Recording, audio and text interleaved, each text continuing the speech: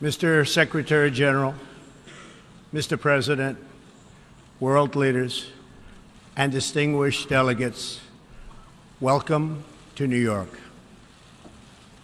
It is a profound honor to stand here in my home city as a representative of the American people to address the people of the world. As millions of our citizens continue to suffer the effects of the devastating hurricanes that have struck our country, I want to begin by expressing my appreciation to every leader in this room who has offered assistance and aid. The American people are strong and resilient, and they will emerge from these hardships more determined than ever before. Fortunately, the United States has done very well since Election Day last November 8th. The stock market is at an all-time high, a record. Unemployment is at its lowest level in 16 years, and because of our regulatory and other reforms, we have more people working in the United States today than ever before. Companies are moving back, creating job growth the likes of which our country has not seen in a very long time. And it has just been announced that we will be spending almost $700 billion on our military and defense. Our military will soon be the strongest it has ever been. For more than 70 years, in times of war and peace, the leaders of nations, movements, and religions have stood before this assembly. Like them, I intend to address some of the very serious threats before us today, but also the enormous potential waiting to be unleashed. We live in a time of extraordinary opportunity. Breakthroughs in science, technology, and medicine are curing illnesses and solving problems that prior generations thought impossible to solve. But each day also brings news of growing dangers that threaten everything we cherish and value. Terrorists and extremists have gathered strength and spread to every region of the planet. Rogue regimes represented in this body not only support terrorists, but threaten other nations and their own people with the most destructive weapons known to humanity. Authority and authoritarian powers seek to collapse the values, the systems, and alliances that prevented conflict and tilted the world toward freedom since World War II. International criminal networks traffic drugs, weapons, people, force dislocation and mass migration, threaten our borders, and new forms of aggression exploit technology to menace our citizens. To put it simply, we meet at a time of both immense promise and great peril. It is entirely up to us whether we lift the world to new heights or let it fall into a valley of disrepair. We have it in our power, should we so choose, to lift millions from poverty, to help our citizens realize their dreams, and to ensure that new generations of children are raised free from violence, hatred, and fear. This institution was founded in the aftermath of 2 world wars to help shape this better future. It was based on the vision that diverse nations could cooperate to protect their sovereignty, preserve their security, and promote their prosperity. It was in the same period, exactly 70 years ago, that the United States developed the Marshall Plan to help restore Europe. Those 3 beautiful pillars, they're pillars of peace, sovereignty, security, and prosperity. The Marshall Plan was built on the noble idea that the whole world is safer when nations are strong independent, and free. As President Truman said in his message to Congress at that time, our support of European recovery is in full accord with our support of the United Nations. The success of the United Nations depends upon the independent strength of its members. To overcome the perils of the present and to achieve the promise of the future, we must begin with the wisdom of the past. Our success depends on a coalition of strong and independent nations that embrace their sovereignty to promote security, prosperity, and peace for themselves and for the world. We do not expect diverse countries to share the same cultures, traditions, or even systems of government, but we do expect all nations to uphold these two core sovereign duties: to respect the interests of their own people and the rights of every other sovereign nation. This is the beautiful vision of this institution, and this is the foundation for cooperation and success. Strong sovereign nations let diverse countries with different values, different cultures, and different dreams not just coexist, but work side by side on the basis of mutual respect. Strong sovereign nations let their people take ownership of the future and control their own destiny. And strong sovereign nations allow individuals to flourish in the fullness of the life intended by God. In America, we do not seek to impose our way of life on anyone, but rather to let it shine as an example for everyone to watch. This week gives our country a special reason to take pride in that example. We are celebrating the 230th anniversary of our beloved Constitution, the oldest Constitution still in use in the world today. This timeless document has been the foundation of peace, prosperity, and freedom for the Americans and for countless millions around the globe whose own countries have found inspiration in its respect for human nature, human dignity, and the rule of law. The greatest in the United States Constitution is its first three beautiful words. They are, "We the people." Generations of Americans have sacrificed to maintain the promise of those words, the promise of our country and of our great history. In America, the people govern, the people rule, and the people are sovereign. I was elected not to take power, but to give power to the American people where it belongs. In foreign affairs, we are renewing this founding principle of sovereignty. Our government's first duty is to its people, to our citizens, to serve their needs, to ensure their safety, to preserve their rights, and to defend their values.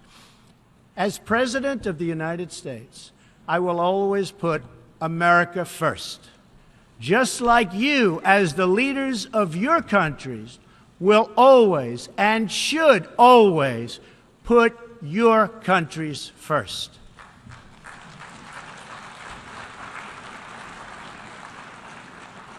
All responsible leaders have an obligation to serve their own citizens, and the nation-state remains the best vehicle for elevating the human condition. But making a better life for our people also requires us to work together in close harmony and unity to create a more safe and peaceful future for all people. The United States will forever be a great friend to the world, and especially to its allies. But we can no longer be taken advantage of or enter into a one-sided deal where the United States gets nothing in return. As long as I hold this office, I will defend America's interests above all else. But in fulfilling our obligations to our own nations, we also realize that it's in everyone's interest to seek a future where all nations can be sovereign, prosperous, and secure. America does more than speak for the values expressed in the United Nations Charter. Our citizens have paid the ultimate price to defend our freedom and the freedom of many nations represented in this great hall.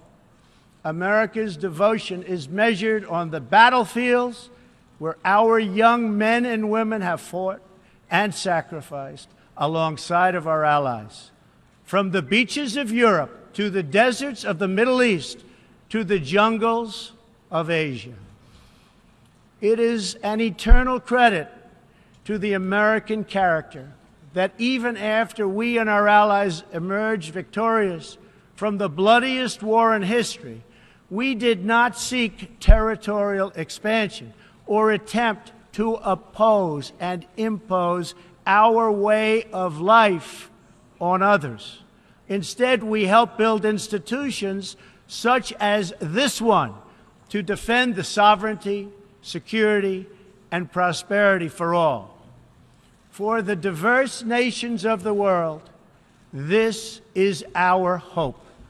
We want harmony and friendship, not conflict and strife. We are guided by outcomes, not ideology. We have a policy of principled realism rooted in shared goals, interests, and values. That realism forces us to confront a question facing every leader and nation in this room. It is a question we cannot escape or avoid.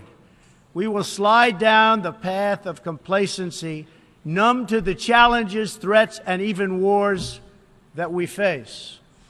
Or do we have enough strength and pride to confront those dangers today so that our citizens can enjoy peace and prosperity tomorrow? If we desire to lift up our citizens, if we aspire to the approval of history, then we must fulfill our sovereign duties to the people we faithfully represent. We must protect our nations, their interests, and their futures. We must reject threats to sovereignty from the Ukraine to the South China Sea. We must uphold respect for law, respect for borders, and respect for culture, and the peaceful engagement these allow. And just as the founders of this body intended, we must work together and confront together those who threaten us with chaos, turmoil, and terror. The scourge of our planet today is a small group of rogue regimes that violate every principle on which the United Nations is based. They respect neither their own citizens nor the sovereign rights of their countries. If the righteous many do not confront the wicked few, then evil will triumph. When decent people and nations become bystanders to history, the forces of destruction only gather power and strength. No one has shown more contempt for other nations and for the well-being of their own people than the depraved regime in North Korea. It is responsible for the starvation deaths of millions of North Koreans and for the imprisonment, torture, killing, and oppression of countless more. We were all witness to the regime's deadly abuse when an innocent American college student, Otto Warmbier, was returned to America only to die a few days later. We saw it in the assassination of the dictator's brother using banned nerve agents in an international airport. We know it kidnapped a sweet 13-year-old Japanese girl from a beach in her own country to enslave her as a language tutor for North Korea's spies. If this is not twisted enough, now North Korea's reckless pursuit of nuclear weapons and ballistic missiles threatens the entire world with unthinkable loss of human life. It is an outrage that some nations would not only trade with such a regime, but would arm, supply, and financially support a country that imperils the world with nuclear conflict. No nation on earth has an interest in seeing this band of criminals arm itself with nuclear weapons and missiles. The United States has great strength and patience, but if it is forced to defend itself or its allies, we will have no choice but to totally destroy North Korea. Rocket Man is on a suicide mission for himself and for his regime. The United States is ready, willing, and able, but hopefully this will not be necessary. That's what the United Nations is all about. That's what the United Nations is for. Let's see how they do.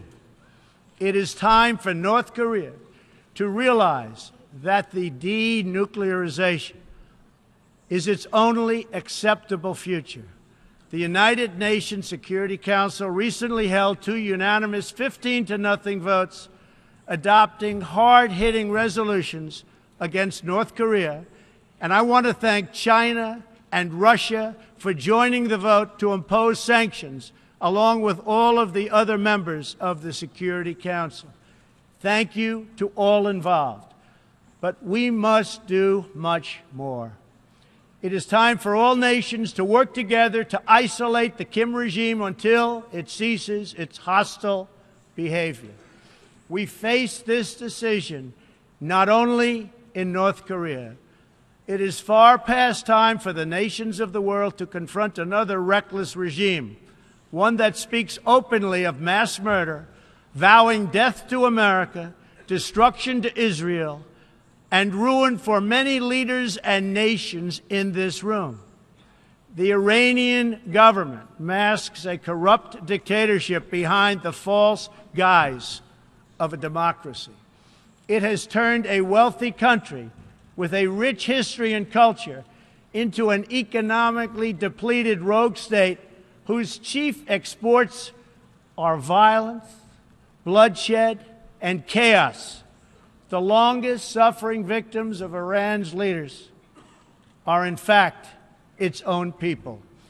Rather than use its resources to improve Iranian lives, its oil profits go to fund Hezbollah and other terrorists that kill innocent Muslims and attack their peaceful Arab and Israeli neighbors.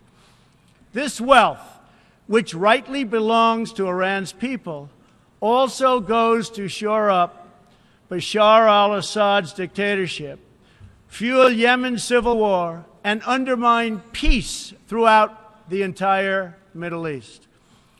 We cannot let a murderous regime continue these destabilizing activities while building dangerous missiles, and we cannot abide by an agreement if it provides cover for the eventual construction of a nuclear program.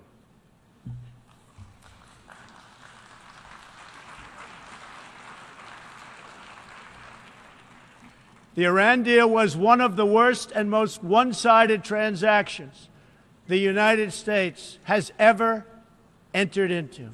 Frankly, that deal is an embarrassment to the United States, and I don't think you've heard the last of it, believe me. It is time for the entire world to join us in demanding that Iran's government end its pursuit of death and destruction. It is time for the regime to free all Americans and citizens of other nations that they have unjustly detained. And above all, Iran's government must stop supporting terrorists, begin serving its own people, and respect the sovereign rights of its neighbors. The entire world understands that the good people of Iran want change. And other than the vast military power of the United States, that Iran's people are what their leaders fear the most. This is what causes the regime to restrict internet access, tear down satellite dishes, shoot unarmed student protesters, and imprison political reformers.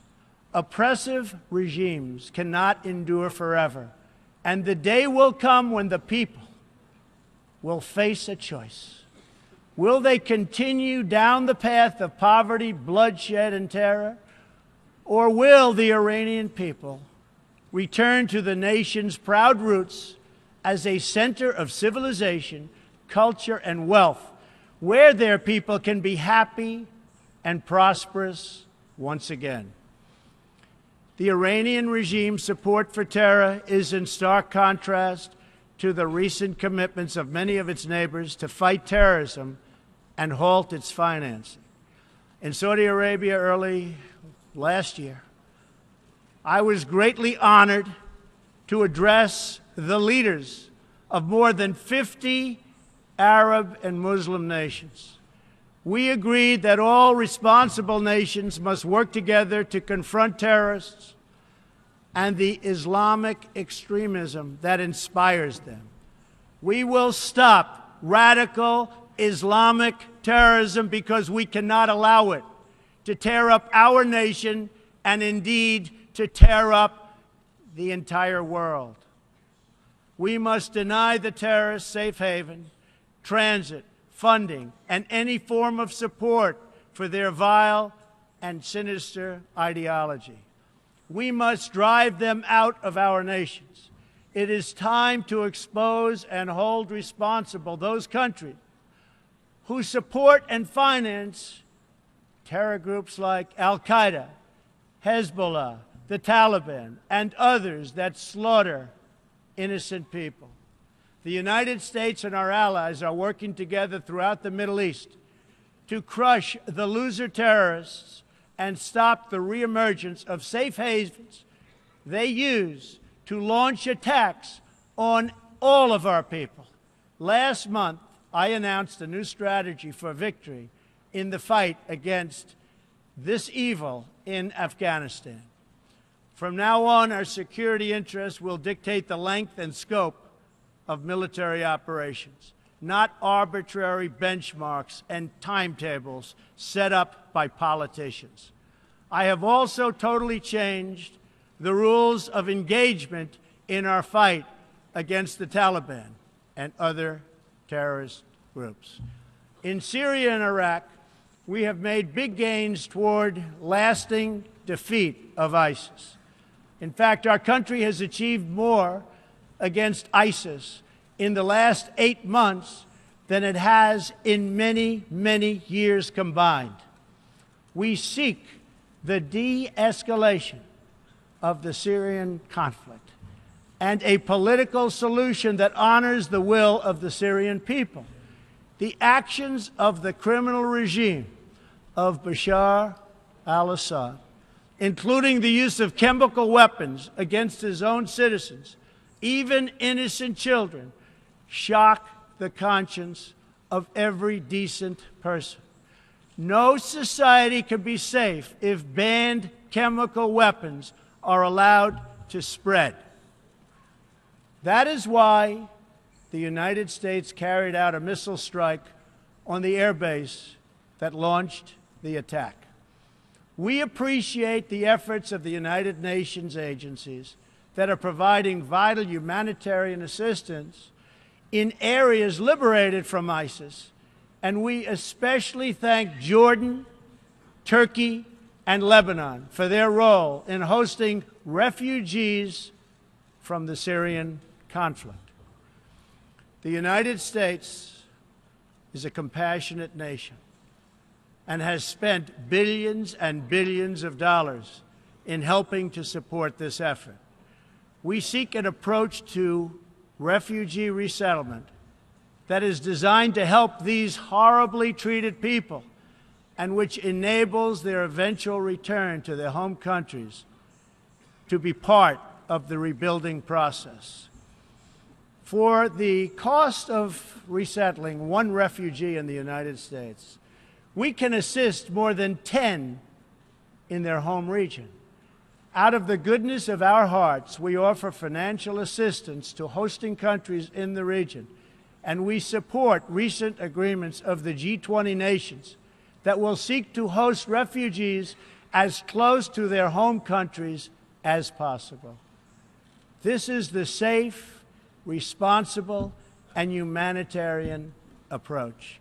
For decades, the United States has dealt with migration challenges here in the Western Hemisphere.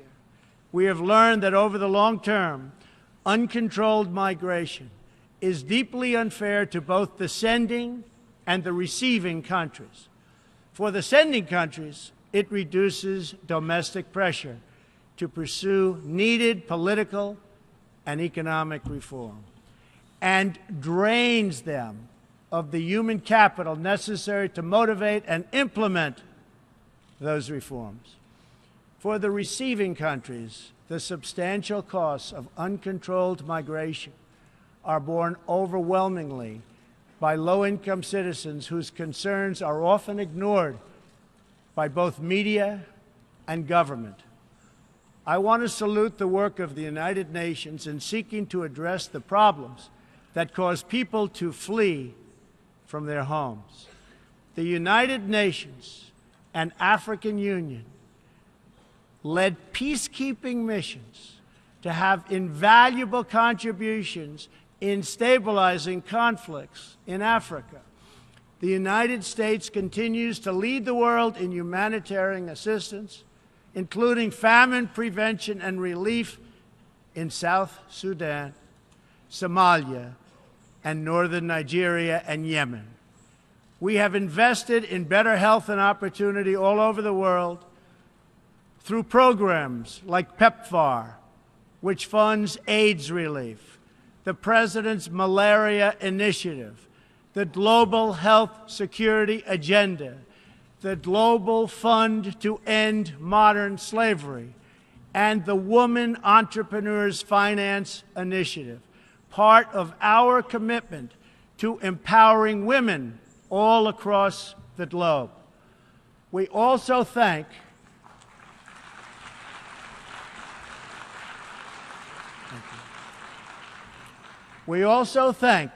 the Secretary General for recognizing that the United Nations must reform if it is to be an effective partner in confronting threats to sovereignty, security, and prosperity.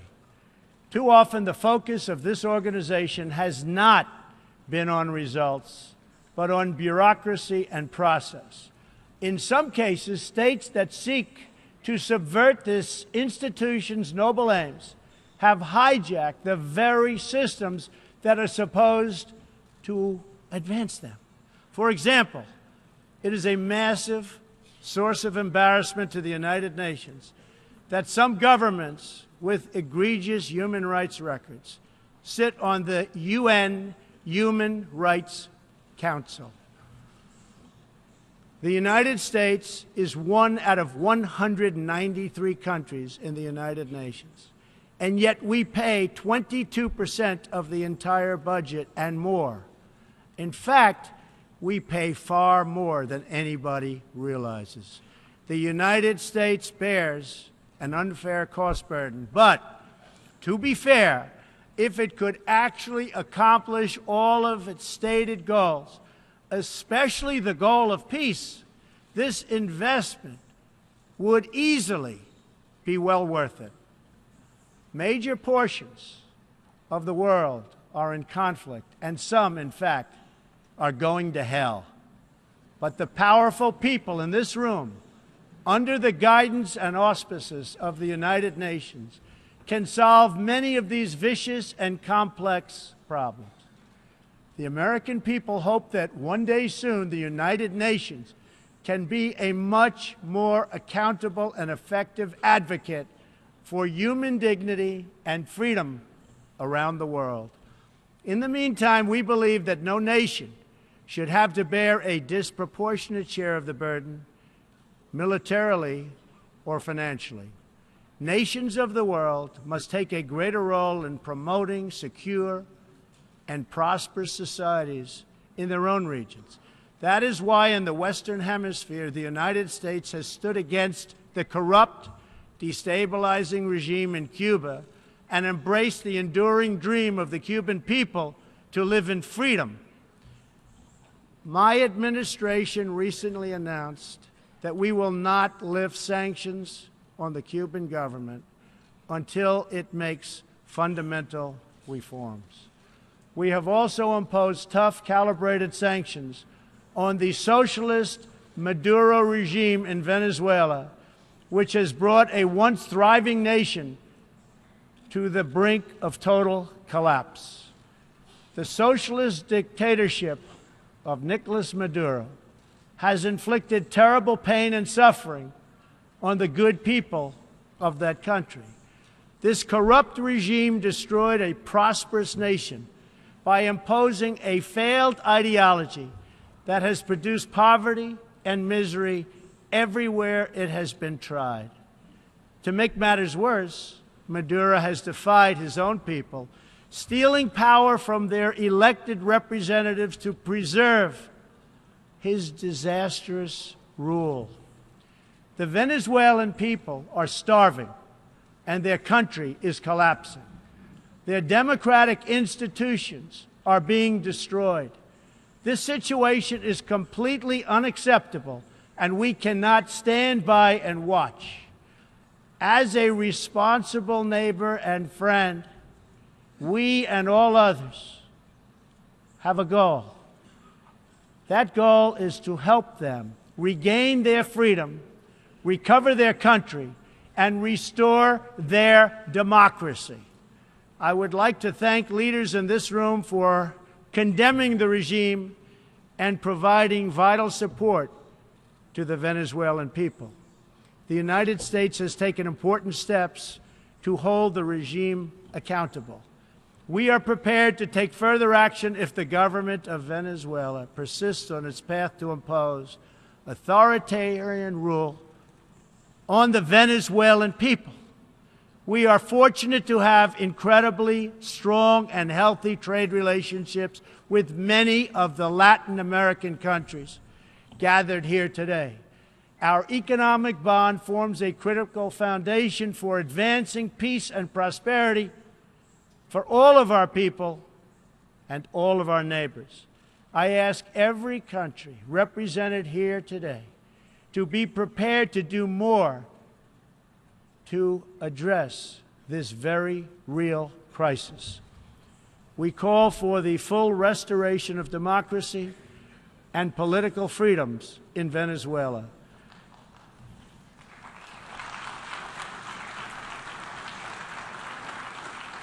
The problem in Venezuela is not that socialism has been poorly implemented, but that socialism has been faithfully implemented.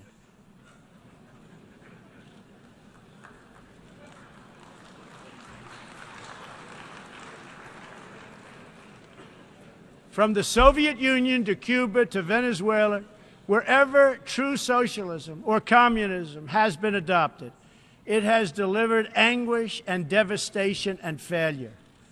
Those who preach the tenets of these discredited ideologies only contribute to the continued suffering of the people who live under these cruel systems. America stands with every person living under a brutal regime. Our respect for sovereignty is also a call for action. All people deserve a government that cares for their safety, their interests, and their well-being, including their prosperity. In America, we seek stronger ties of business and trade with all nations of goodwill. But this trade must be fair and it must be reciprocal. For too long, the American people were told that mammoth multinational trade deals, unaccountable international tribunals, and powerful global bureaucracies were the best way to promote their success. But as those promises flowed, millions of jobs vanished and thousands of factories disappeared. Others gamed the system and broke the rules. And our great middle class, once the bedrock of American prosperity, was forgotten and left behind. But they are forgotten no more, and they will never be forgotten again.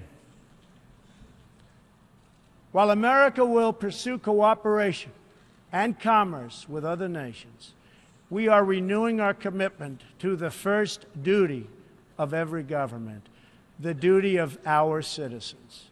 This bond is the source of America's strength and that of every responsible nation represented here today. If this organization is to have any hope of successfully confronting the challenges before us, it will depend, as President Truman said some 70 years ago, on the independent strength of its members.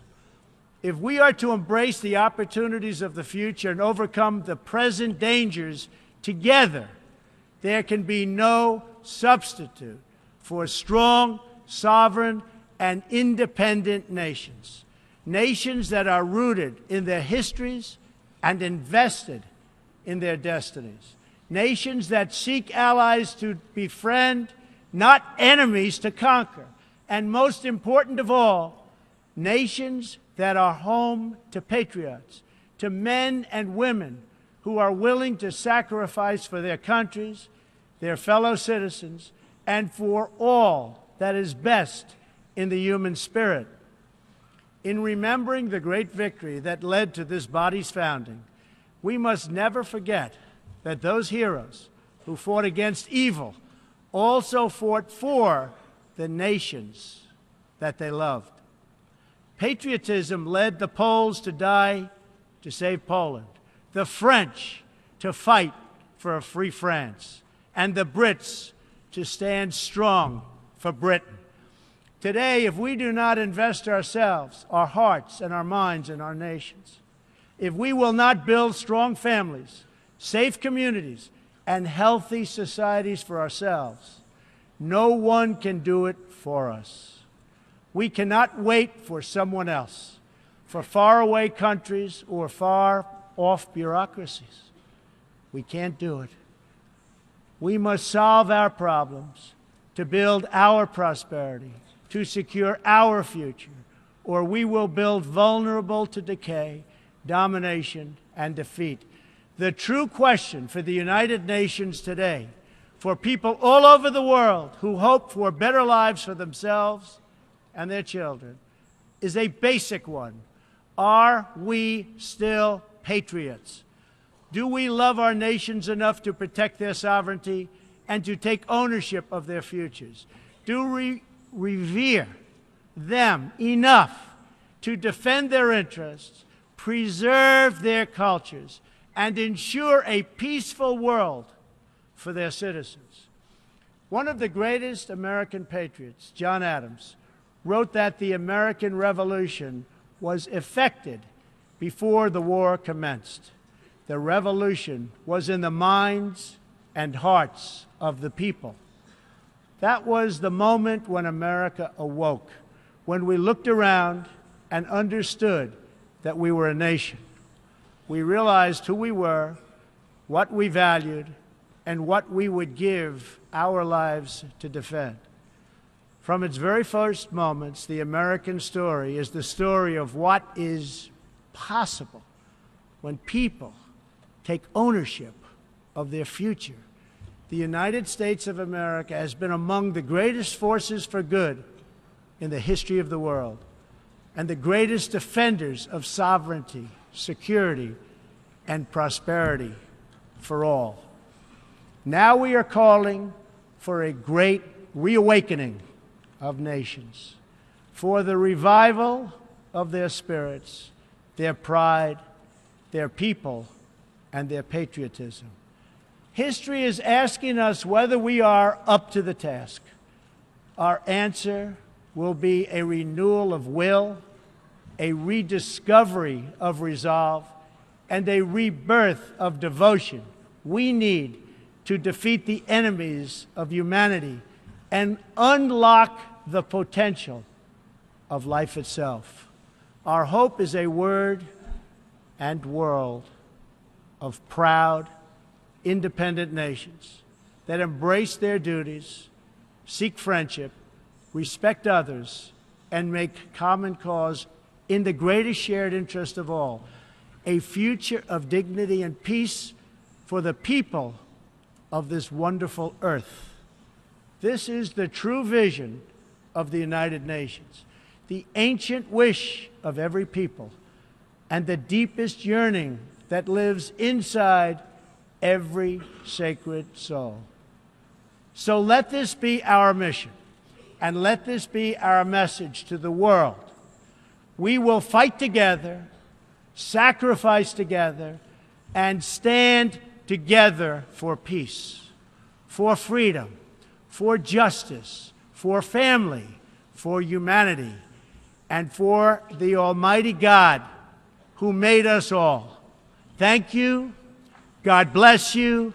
God bless the nations of the world, and God bless the United States of America. Thank you very much.